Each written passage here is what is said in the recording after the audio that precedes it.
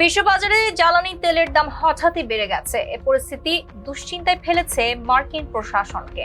White হাউসের একাধিক সূত্র জানিয়েছে, ইরানের সঙ্গে যুদ্ধ শুরুর পর তেলের দাম কিছুটা বাড়বে এমন ধারণা ছিল কর্মকর্তাদের, কিন্তু পরিস্থিতি এত দ্রুত ও এত বড় আকার নেবে তা তাদের কল্পনারও বাইরে ছিল। বর্তমানে বিশ্ববাজারে তেলের দাম ব্যারেল প্রতি প্রায় $100 কাছাকাছি। কিছু সময়ের জন্য তা $120 পর্যন্ত পৌঁছেছিল। এর সরাসরি প্রভাব পড়েছে যুক্তরাষ্ট্রের অভ্যন্তরীণ বাজারে। মাত্র এক সপ্তাহের ব্যবধানে দেশটিতে প্রতি গ্যালন গ্যাসের গড় দাম প্রায় 51 সেন্ট বেড়েছে। ফলে সাধারণ মানুষের জীবনযাত্রার খরচও বাড়তে শুরু করেছে। পরিস্থিতি সামাল দিতে প্রশাসন এখন বিনিয়োগকারীদের আশ্বস্ত করার চেষ্টা করছে। একই সঙ্গে জ্বালানি বাজার স্থিতিশীল রাখতে নতুন কিছু প্রস্তাব তৈরি করা হয়েছে।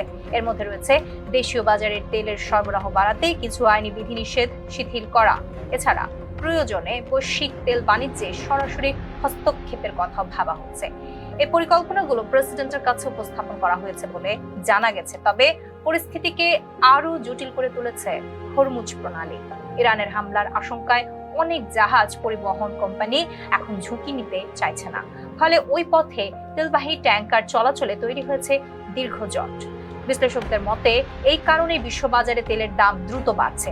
আন্তর্জাতিক জ্বালানি বিশ্লেষক নীল অ্যাটকিনসন বলেছেন, দাম কমার কোনো স্পষ্ট লক্ষণ এখনো দেখা যাচ্ছে না, বরং বাজারে আরো বাড়তির চাপ রয়েছে।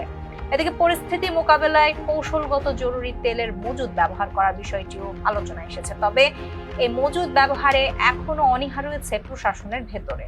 জ্বালানি মন্ত্রী ক্রিস রাইট অবশ্য আশাবাদী। তিনি বলছেন, হরমুজ প্রণালীতে জাহাজ চলাচল খুব শিগগিরই স্বাভাবিক হতে পারে।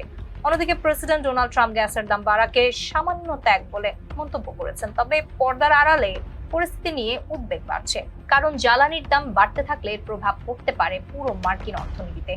বিশেষজ্ঞদের মতে তেলের বাজার স্থিতিশীল করার সবচেয়ে কার্যকর উপায় হলো যুদ্ধ পরিস্থিতির দ্রুত অবসান। আবাসনে আস্থার আদর্শ